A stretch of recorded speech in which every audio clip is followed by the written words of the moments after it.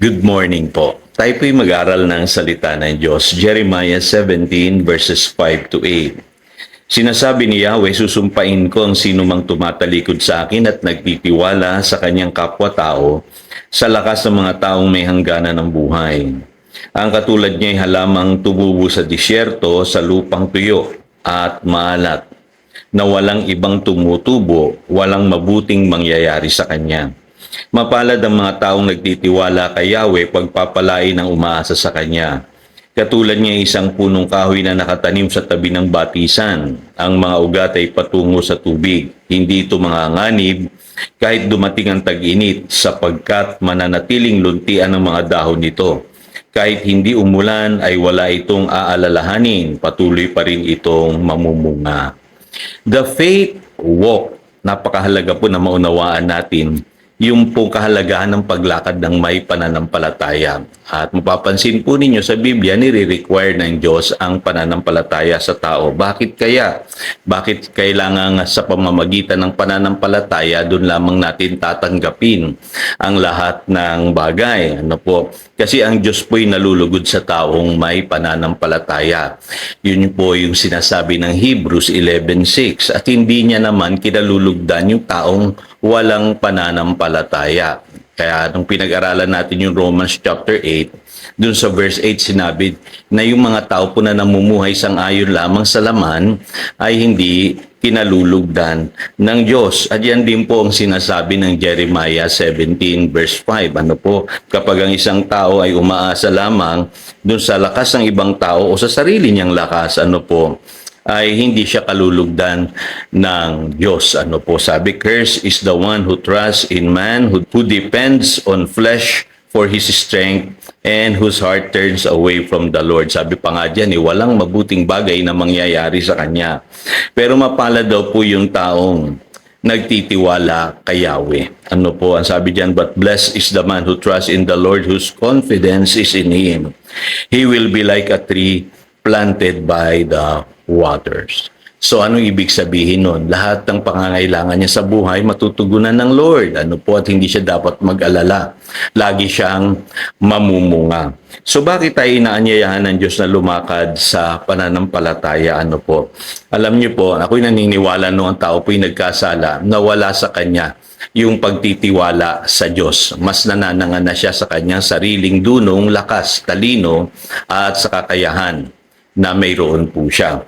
Kaya hindi na ordinaryo sa kanya yung manampalataya. Ano po? Kaya ang nangyayari po ay kapag ang isang tao namumuhay according to the flesh, dinaranas niya yung sinasabi sa Jeremiah 17 verse 5.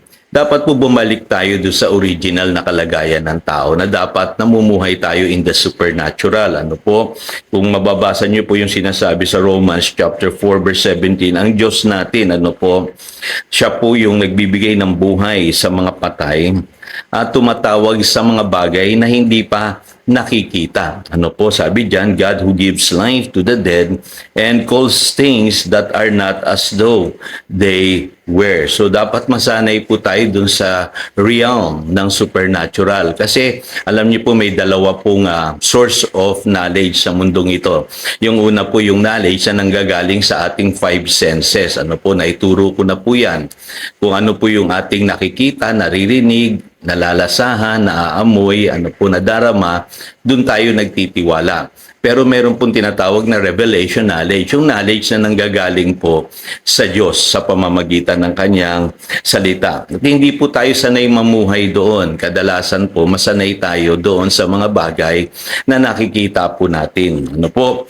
At nire-reveal sa atin ng five senses. Pero sa 1 Peter chapter 4 verse 8, binabanggit po diyan na dapat po tayo'y nananampalataya sa Diyos kahit hindi natin siya nakikita. Sabi diyan, though you have not seen Him, you love Him. And even though you do not see Him now, you believe in Him and are filled with an inexpressible and glorious joy. So ganun po dapat tayo mga believers, ano po, na binabanggit po dito ni Apostle Peter, ano po, sa 1 Peter chapter 4 verse 8. Ang dapat po ay tularan natin si Abraham na lumakad ng may pananampalataya na mababasa natin sa Romans chapter 4 verses 19 hanggang 21. Sabi po diyan, without weakening in his faith, Abraham faced the fact that his body was as good as dead. Ano po? Ganon din yung kanyang asawang si Sarah. Ano po? So dito makikita niyo po, tinatanggap natin yung realidad. Ano po, na katulad ni Abraham, alam niya na yung katawan niya ay matanda na. Ano po? At baog pa yung kanyang asawa. So ibig sabihin yan, kung ano naman yung pinapakita po ng realidad, tinatanggap natin yun.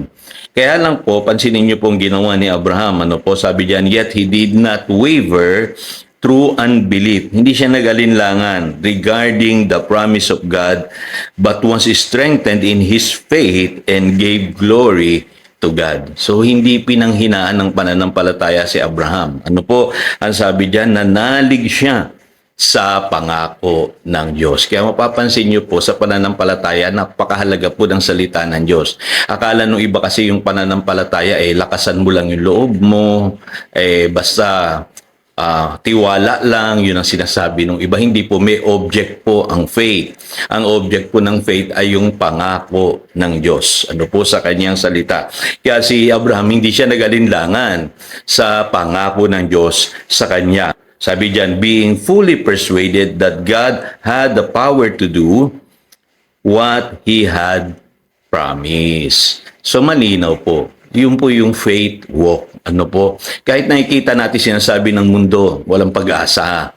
Kahit sinasabi ng ating katawan ay may sakit ka, may problema ka sa pera o sa finances. Kahit sinasabi ng mga ebidensya na imposible na. Pero yung taong may pananampalataya, dapat masanay siyang mamuhay ng may pananampalataya. Kaya maintindihan nyo na kung bakit tinawag na father of faith si Abraham. Kasi tutularan natin yung paglakad niya ng may pananampalataya. Pansinin niyo yung reaksyon ng mga tao na hindi nananampalataya. Unahin na natin, ikwento ko na sa inyo si Tomas. Doon sa John chapter 20 verse 25, no? Kailangan makita niya pa yung sugat ng ating Panginoong Hesus at mahawakan bago siya maniwala. Pansinin niyo, no? Hindi kinalulugdan ng Diyos yun eh. Kaya ang sabi doon sa verse 29, blessed are those who have not seen me and yet have believed. Kasi ganun ang pananampalataya. Hindi mo kailangan makita ang Diyos para maniwala ka. No po? Yun ang pananampalataya, kapatid, sapat na yung sinasabi ng kanyang salita. Doon po sa Mark chapter 5, verses 40, nagtawanan yung mga tao, pinagtawanan nila si Jesus kasi sinabi ni Jesus na tutulog lang yung anak ni Jairus. Ano po? Sinabi na sa kanya na patay yung bata. Ano po? Wag na siyang pumunta. Pero alam niyo po, ang isinama lamang ng Panginoon doon sa silid si Jairus, yung kanyang asawa at yung kanyang bangalagad. At doon, binuhay niya po yung anak ni Jairus. Ano po? Ganun po ang tao pagtatawanan talaga nila pagka nakakita sila ng mga bagay na imposible na. Ano po? At sasabihin mong ito'y posible sa pamamagitan ng pananampalataya. At maging si Marta, pansinin niyo po, bagamat malapit siya sa Panginoong Hesus, ay hindi siya naniniwala na kayang buhayin ng Panginoong Hesus yung kanyang kapatid na si Lazaro.